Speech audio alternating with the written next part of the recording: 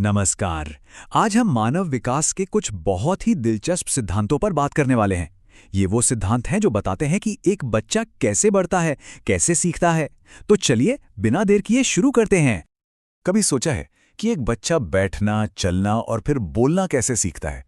क्या ये सब बस अचानक हो जाता है या फिर इसके पीछे कोई खास तरतीब, कोई सीक्वेंस होता है? असल में यही सवाल हमें आज के टॉपिक के दिल में ले जाता है, क्योंकि सच तो ये है कि विकास कोई रैंडम प्रोसेस नहीं है, बल्कि ये एक बहुत ही क्लियर और प्रिडिक्टेबल पैटर्न को फॉलो करता है। तो चलिए सबसे पहले देखते हैं उस सीक्रेट ब्लूप्रिंट को। ये वो नियम है जो दुनिया के हर बच्चे के विकास की कहानी लिखते हैं। देखिए, पहला और सबसे अहम सिद्धांत है निरंतरता का। इसका सीधा सा मतलब है कि डेवलपमेंट एक लगातार चलने वाली प्रक्रिया है। ये कोई ऐसी चीज नहीं है जो अचानक शुरू हुई और फिर रुक गई।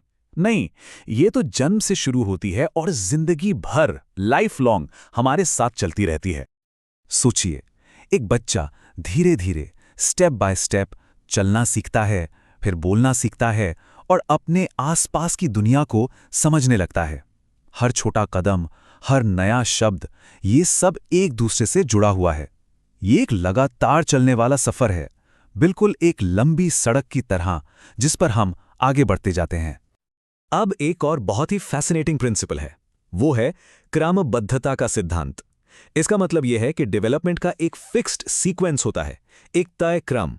और सबसे मजेदार बात यह है कि इस क्रम को कोई भी बच्चा स्किप नहीं कर सकता, कोई स्टेज छोड़ा नहीं जा सकता।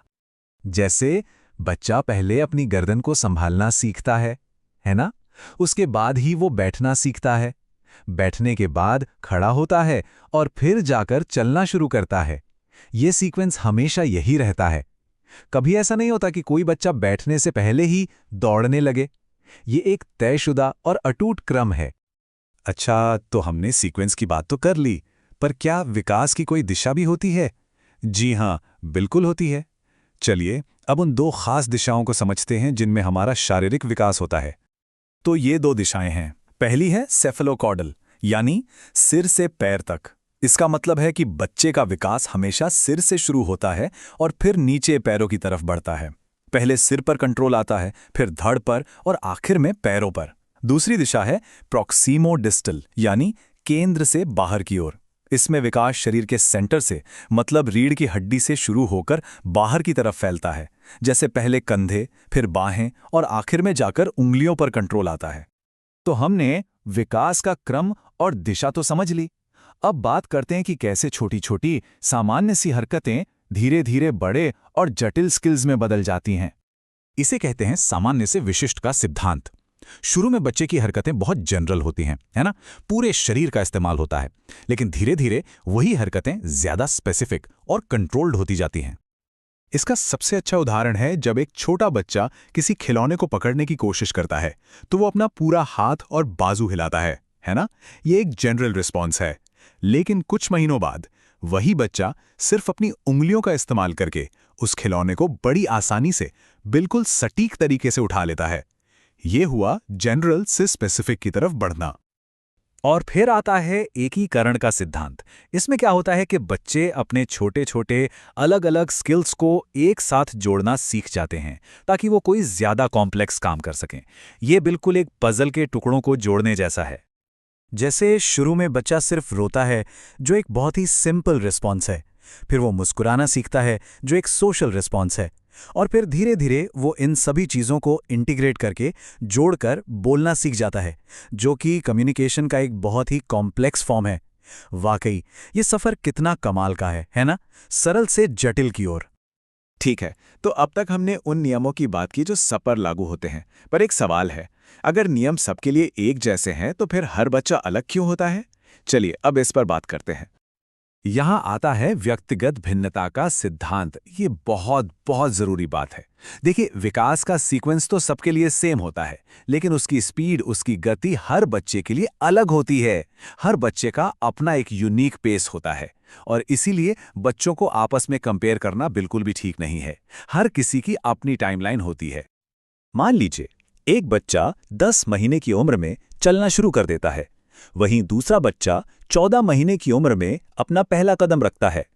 क्या इनमें से कोई गलत है? बिल्कुल नहीं।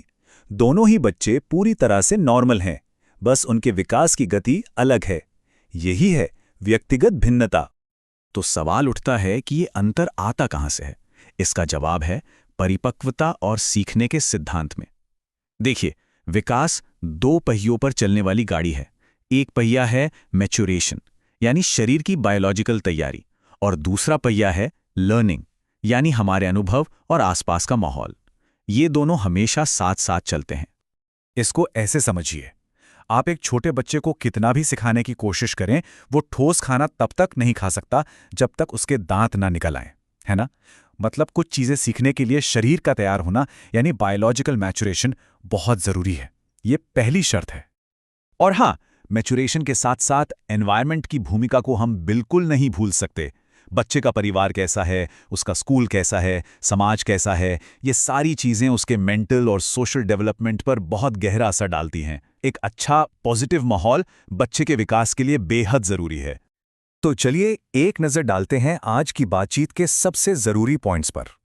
तो आज हमने क्या क्या सीखा? पहली बात, विकास एक कंटिन्यूअस लाइफ लॉन्ग प्रोसेस है।